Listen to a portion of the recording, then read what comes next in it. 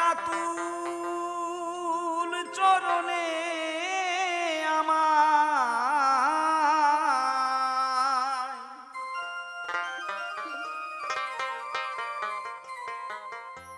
তোমার রাতুল চরণে আমায় একবার যাও না দলিয়া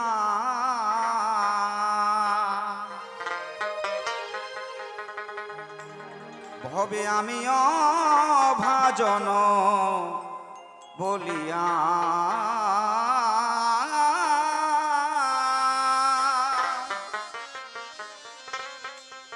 আমি অভাজন বলিয়া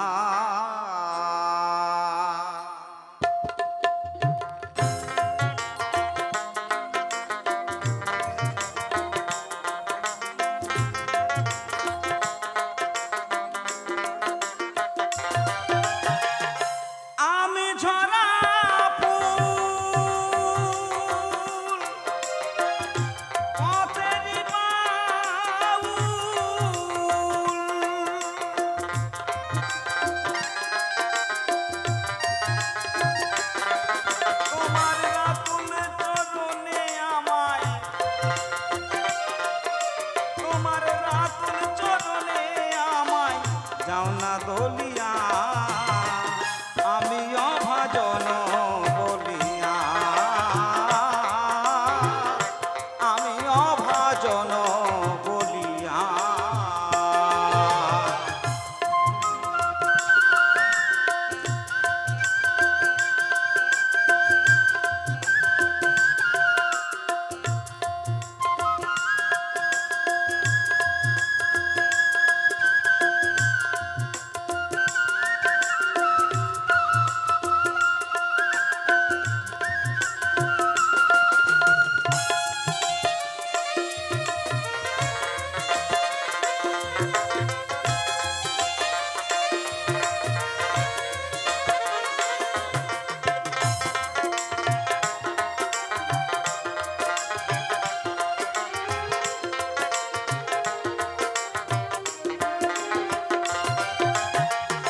তোমারি সৃষ্টি এই বিশ্ব বাগিচায় ফুটেছিলাম আমি কত নাই আশা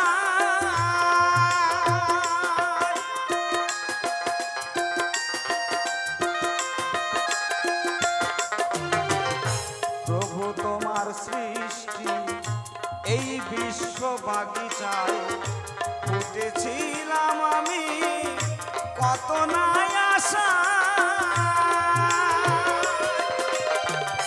হয়নি মন্দিরে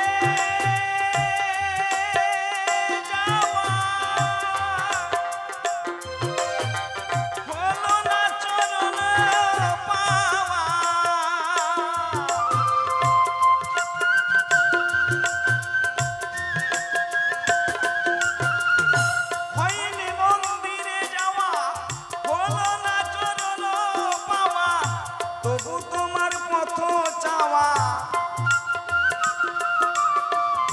তবু তোমার পথ চাওয়া বিরহে জ্বলিয়া আমি অভাজন বলিয়া আমি অভাজন বলিয়া জয় জয় শ্রী গুরু ব্রহ্মানন্দে হরিবল হরিবল হরিবল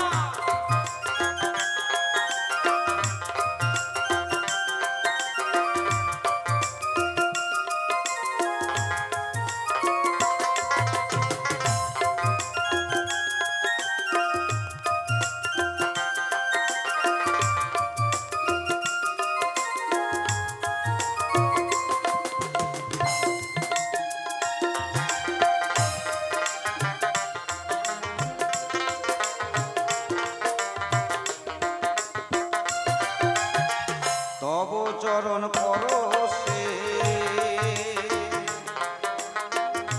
উদ্ধা দিলে পাশানি ওই মাধবের কাঠের তরি সোনা হলো জানি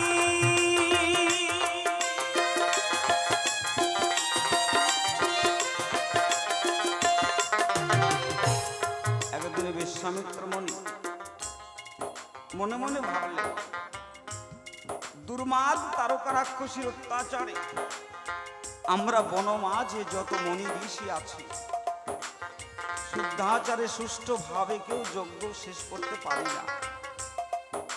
এই তারকা রাক্ষসী এসে আমাদের যজ্ঞ পণ্ড করে দিয়ে চলে যায়। ধ্যান যোগে জানতে পারলেন আমাদের সকলেরই দুঃখ মোচন হয়েছে। আজ গোলক বিহারী হরি 4 অংশে জন্মগ্রহণ করেছেন।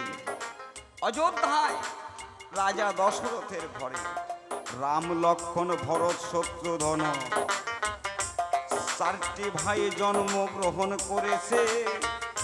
আমাদের সকল মণিগণের দুঃখ মোচন হয়ে গেছে।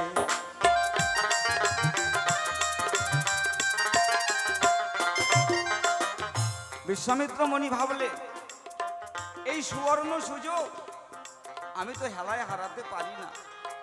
মনে আছে ভাবো, আমি সেই গোলক বিহারী হরি রামচন্দ্রকে এনে এই তারকাকে নিধন করব। সঙ্গে সঙ্গে দশরথের কাছে মণিবর যায়। রাম লক্ষ্মণ 2টি ভাইকে প্রার্থনা জানায়।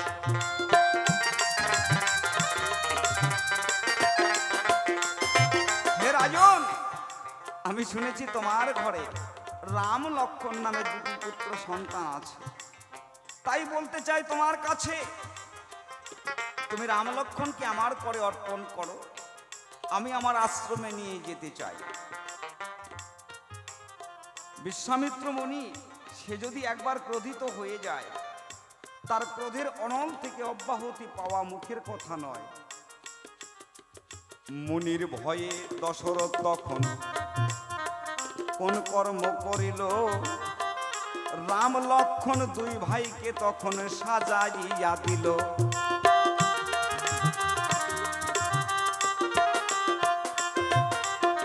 রাম লক্ষ্মণকে নিয়ে যাচ্ছেন।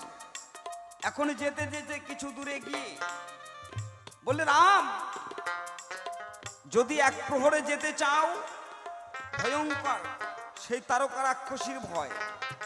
এই তারকা রাক্ষসী যাকে পায় তাকেই ধরে খায়। আর যদি মনে করো 3 প্রহরে যাবে আমার আশ্রমে, তাহলে কোনো বাধা বিপত্তি নাই। রামচন্দ্র বললেন, হে প্রভু,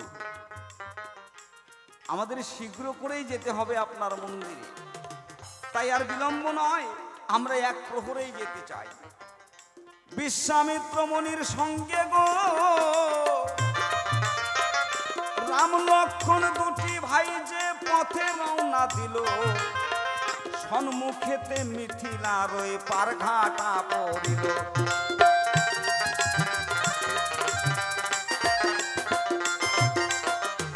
এখন মিথিলার পারঘাটে গিয়ে বিশ্বামিত্র মুনি ভাবলেন, বহুদিন আগে অহল্যা গৌতম মুনির অভিশাপে পাশানি হয়ে আছে। আজকে যদি রামের পরশে এই অহল্যা উদ্ধার না হয়, রামায়ণ মিথ্যা হয়ে যাবে। রামচন্দ্র, তুমি একটি কাজ করো, আদেশ করুন গুরুদেব।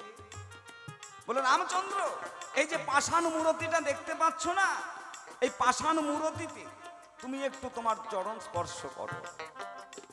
রামচন্দ্র বললেন, গুরুদেব, ব্রাহ্মণ পত্নীকে চরণ দিলে আমার অপরাধ হবে, সেই পাপের দায়ে আমার পাতালগামী হতে হবে।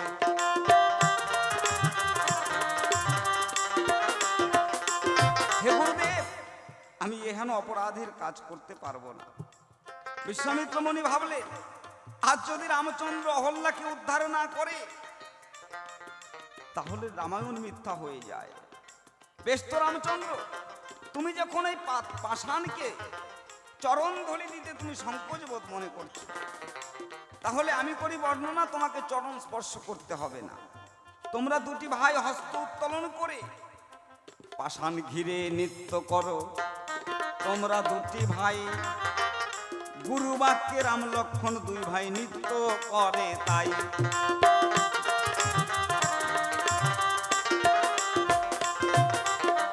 ওই পাষাণটাকে ঘিরে রাম এবং লক্ষণ দুটি ভাই নৃত্য করছেন।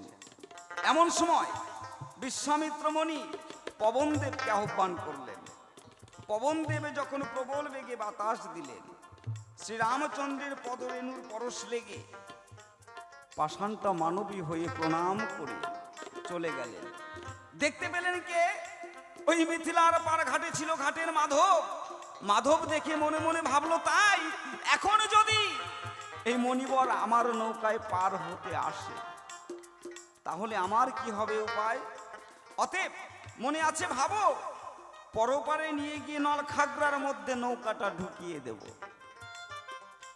এই দেখি মাধব পাটনি তখন তরিতে উঠিল, পরপারে গিয়া নলখাগড়ার মধ্যে নৌকা ঢুকাইয়া দিল।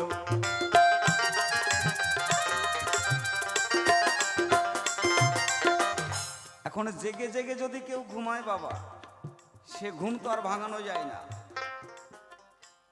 ঘরের লোকে চুরি করলে চোর ধরা যেমন যায় না, জেগে জেগে ঘুম আসলে তাকে ডেকেও জাগানো যায় না। মাধব পাটনি জেগে আছে কিন্তু ঘুমানোর ভান করছে। বিশ্বামিত্র মুনি ডাকছে, আরে ও মাধব, আরে ও মাধব। বারংবার মুনি যখন গো মাধবকে ডাকিল তথায়, মাধব কিন্তু ঘুমিয়ে আছে বলি সবার ঠাই।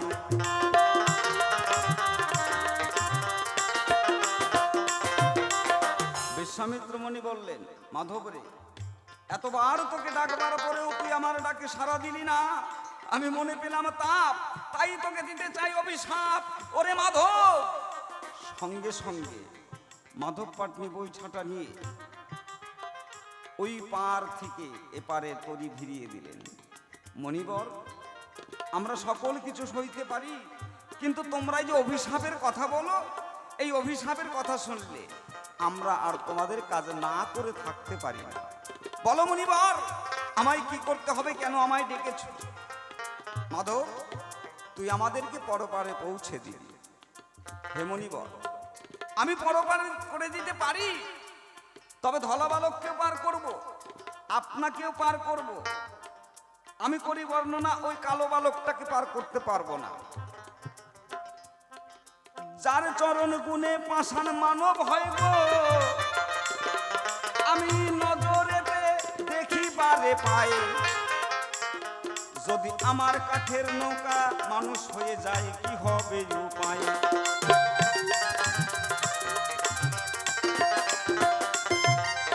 হেমনিবর, এই কালো বালকের কোনো দোষ নেই,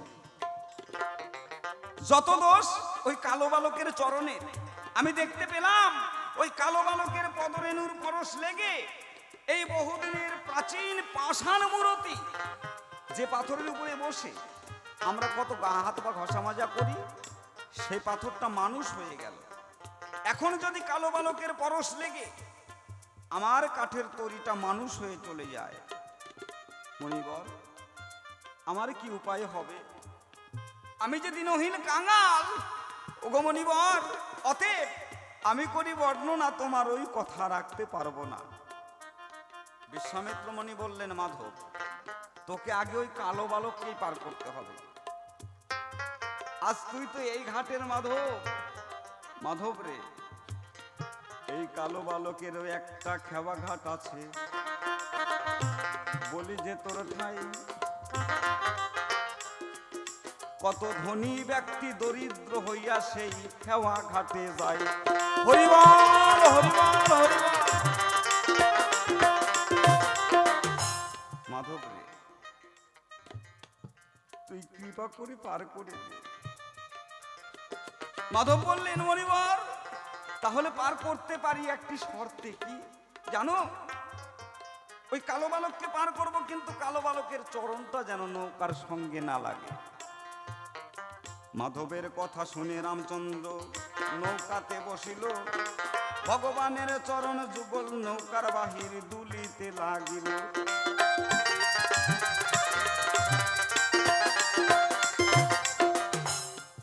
চরণ নৌকার বাহির গো, যখন জলে জলে দুলিতে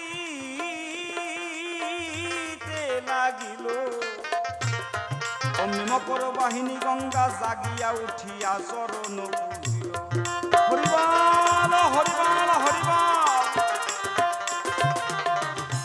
গঙ্গা দেবী একটি মকরের রূপ ধারণ করে আজ ভগবানের পদযুগল সেবা করছে। কুম্ভীরের রূপ ধারণ করে ভাবলেন, আমার জিহ্বার উপরিভাগটা তো ধারালো, আমি তো প্রভুর সেবার যোগ্য নই। হে প্রভু, আজ কৃপা করে যখন তুমি তোমার শ্রীচরণ দিয়েছ, মনে আছে ভাবো আমি আমার জিহ্বা দিয়ে তোমার চরণ যুগল সেবা করব। জিহ্বার তলদেশ দিয়ে মা গঙ্গা লেহন করে, তাই মাধব পাটনি দেখতে পেল একটা কুমির সেই জায়গায়।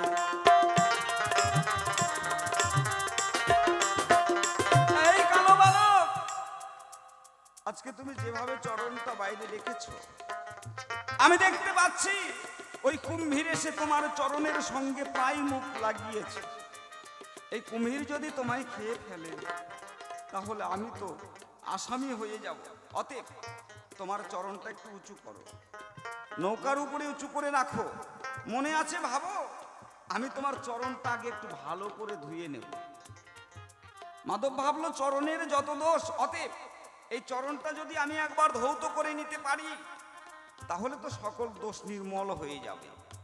এই ভাবিয়া সেউতি তুলিয়া ভগবানের চরণ ধৌত করিল। এই চরণামৃত নিয়া মাধব পাটনি তখন সমস্যায় পড়িল।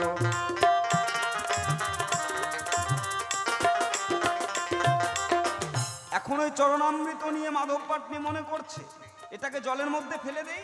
এই ফেলবো বলে যখন যায়, আবার মনে ভাবলো যার চরণের গুণে পাথর মানুষ হয়ে যায়, যত দোষ এই জলের মধ্যে, এই চরণামৃতর মধ্যে। এই চরণামৃত নদীর মধ্যে ফেলে দিলে নদীটা যদি মানুষ হয়ে যায়, তাহলে আমার মতো মাধবের আর কোনো প্রয়োজন নাই। মনে আছে ভাবো, আমি পরপারে নিয়ে গিয়ে ডাঙায় ফেলে দেব। দেখতে দেখতে পরপারে যখন তরিখানা নিল, ওই চরণামৃতর সেউতি মাধব হাতে করিল।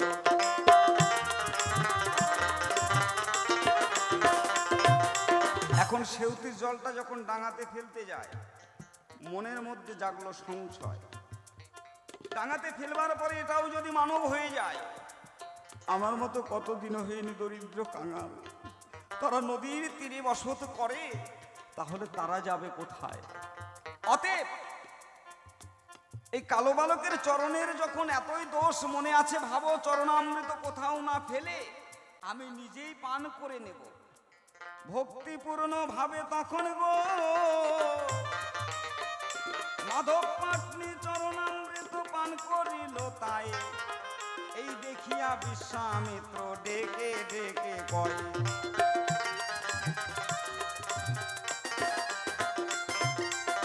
বিশ্বামিত্র মনি বললে, মাধব রে, তুই এ কি করলি? যে বালককে তুই পার করতে চাইলি না, আজকে তার চরণ ধৌত করে চরণামৃত তুই পান করলি কেন? মুনিবর, আমি ভাবলাম এই চরণামৃত নদীর মধ্যে ফেলে দিলে নদীটা যদি মানুষ হয়ে যায়, তাহলে আমার হবে কি উপায়? আমি পরপারে যখন জলটা ফেলতে যাই, মনের মধ্যে জাগলো সংশয়, এটাও যদি মানুষ হয়ে যায়, অতএব নিজেই পান করে নিলাম। হে মনিবর, যদি আমার মধ্যে আর একটা মাধব গজিয়ে যায়। শোনো শোনো মনিবর, আমার মনে আছে বাবু, এই দুই মাধব মিলে ভব পারাপার আমরা করে দেব। হরিবল হরিবল হরিবল। বিশ্বামিত্র মনি বললেন, মাধব রে, আয় ভাই, যাকে যোগী পায় না যোগ সাধনে, মনি পায় না ধ্যানে, সেই গোলকের ধন অমূল্য রতন, তুই তার আজকে চরণামৃত পান করেছিস। ওরে মাধব রে, তোর আর পাটনি জনম হবে না। এই যে তোর পাটনি জনম ধন্য হয়ে গেল। নামার সময় বিশ্বামিত্র মুনি মাধবকে ডেকে ডেকে কয়, পার করলে পারের করি দিতে হয়, আমি বলি যে তোমায়। রামচন্দ্র এই যে এত কঠোর পরিশ্রম করে, অক্লান্ত পরিশ্রম করে মাধব পাটনি ওই পার থেকে পরপারে আমাদের দিল পৌঁছে। অতএব তুমি তাকে করি দাও। গুরুদেব, যখন অযোধ্যা থেকে আসি তখন তো আমি করি আনিনি, আমি করি পাবো কোথায়? সে কি, তুমি হলে বিশ্বের মালিক, আজ তোমার কাছে পারের করি নেই? তাহলে রামচন্দ্র একটি উপায় আছে। কি গুরুদেব? এই যে মাধব তো দিনহীন কাঙাল, তাই এই মাধবের তরিতে তোমার দক্ষিণ পদ একটু স্পর্শ করো। গুরু বাক্যে রামচন্দ্র গিয়ে মাধবের তরিতে যখন দক্ষিণ চরণ স্পর্শিল, দেখতে দেখতে কাঠের তরি সোনা হইয়া গেল।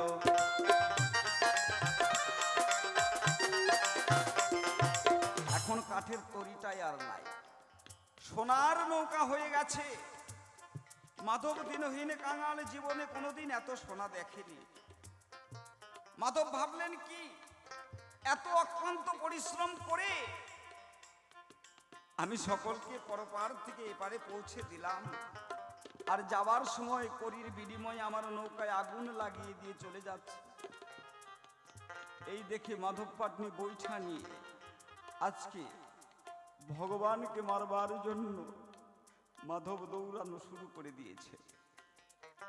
দৌড়াইতে দৌড়াইতে মাধব যখন ভগবান রামচন্দ্রের কাছে গেল, সঙ্গে সঙ্গে বিশ্বামিত্র এবার সম্মুখে দাঁড়ালো।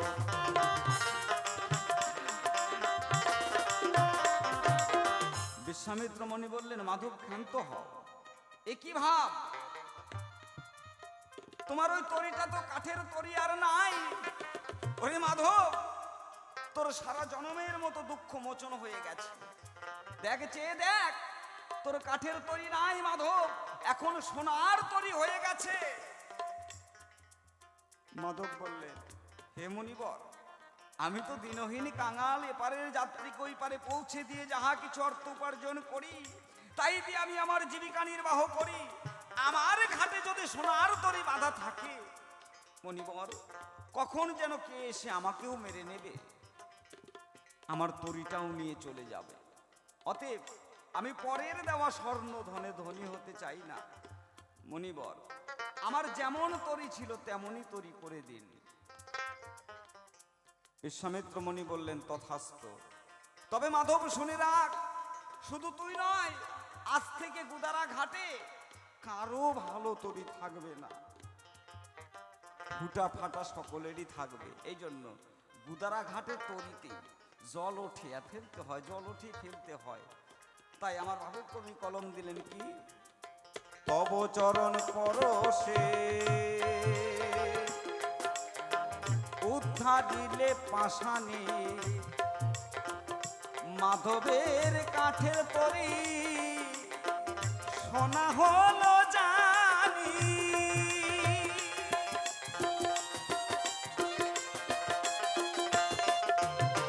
ওই বৃন্দাবনে চরণ পাহাড় নিদর্শনে আছে তাহার,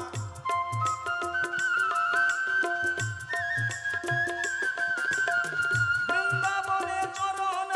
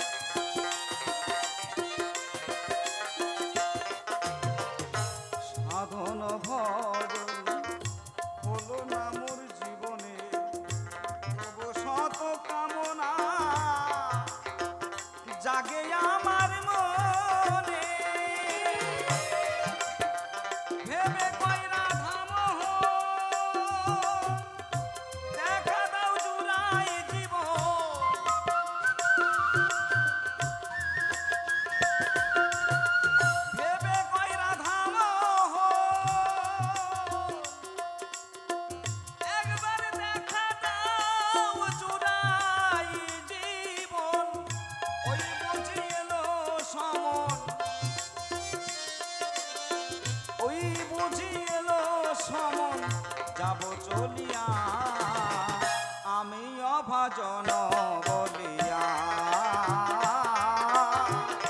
আমি অভাজন বলিয়া, আমি ঝরা ফুল ও তেরি বাউল,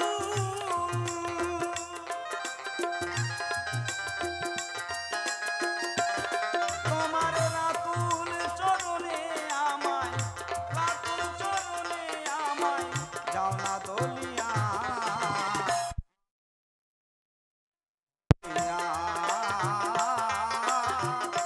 আমি অভাজন বলিয়া, আমি অভাজন বলিয়া, আমি অভাজন বলিয়া।